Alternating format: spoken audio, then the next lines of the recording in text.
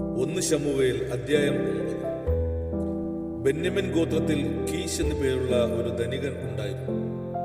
അവൻ ബെന്യാമിനായ അഹീമിന്റെ മകനായ ബെഖോറത്തിന്റെ മകനായ സെറോറിന്റെ മകനായ അബിയേലിന്റെ മകൻ ആയിരുന്നു. അവന് ശൗൽ എന്ന പേരോടെ യൗവനവും കോമളത്വവുമുള്ള ഒരു മകൻ ഉണ്ടായിരുന്നു. ഇസ്രായേൽ മക്കളിൽ അവനേക്കാൾ കോമളനായ പുരുഷൻ ഇല്ലായിരുന്നു. അവൻ എല്ലാവരെക്കാളും തോൾ മുതൽ പൊക്കമേറിയവൻ ആയിരുന്നു.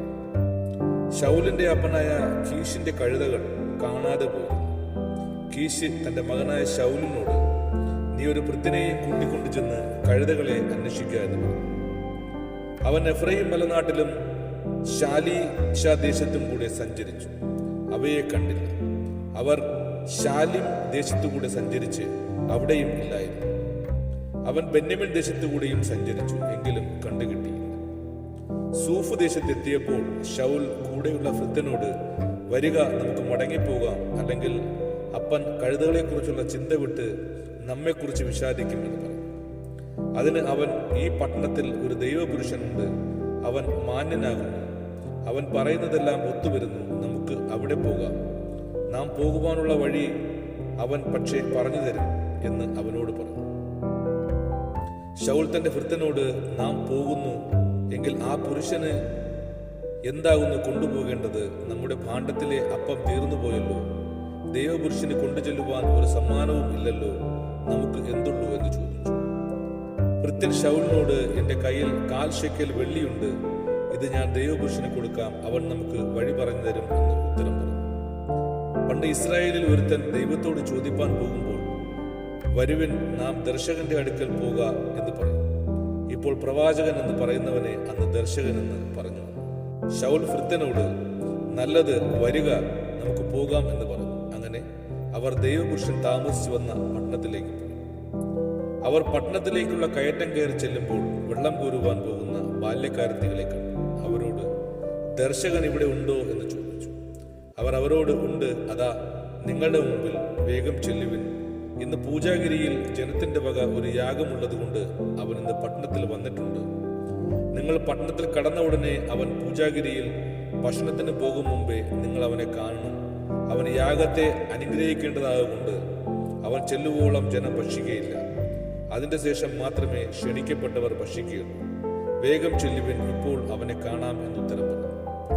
അങ്ങനെ അവർ പട്ടണത്തിൽ ചെന്ന് പട്ടണത്തിൽ കടന്നപ്പോൾ ഇതാ ശമൂവേൽ പൂജാഗിരിക്ക് പോകുവാനായി അവരുടെ നേരെ വരും.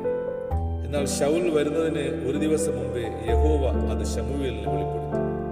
നാളെ ഇന്നേരത്ത് ബെന്യാമിൻ ദേശക്കാരനായ ഒരാളെ ഞാൻ നിന്റെ അടുക്കൽ അയക്കും. എന്റെ ജനമായ ഇസ്രായേലിനെ ഭരിക്കേണ്ടതിന് നീ അവനെ അഭിഷേകം ചെയ്യണം. അവൻ എന്റെ ജനത്തെ ഫെലിസ്ത്യരുടെ കയ്യിൽ നിന്ന് രക്ഷിക്കും. എന്റെ ജനത്തിന്റെ നിലവിളി എന്റെ അടുക്കൽ എത്തിയിരിക്കൊണ്ട് ഞാൻ അവരെ കടാക്ഷിച്ചിരിക്കുന്നു എന്ന് അരുളി ചെയ്തു.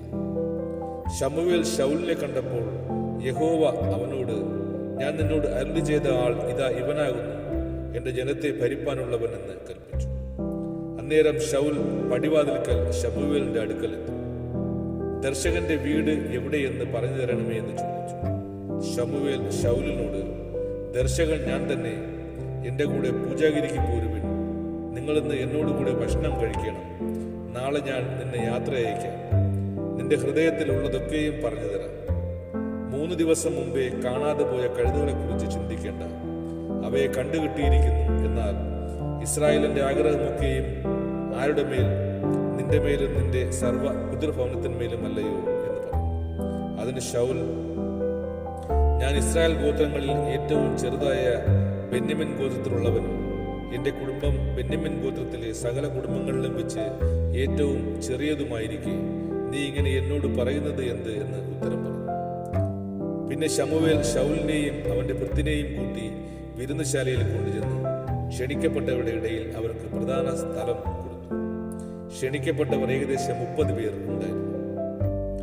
ശമൂവേൽ വെപ്പുകാരനോട്, നിന്റെ പക്കൽ വച്ചുകൊള്ളുക എന്ന് പറഞ്ഞ് ഞാൻ തന്നിട്ടുള്ള ഓഹരി കൊണ്ടുവരിക എന്ന് പറഞ്ഞു.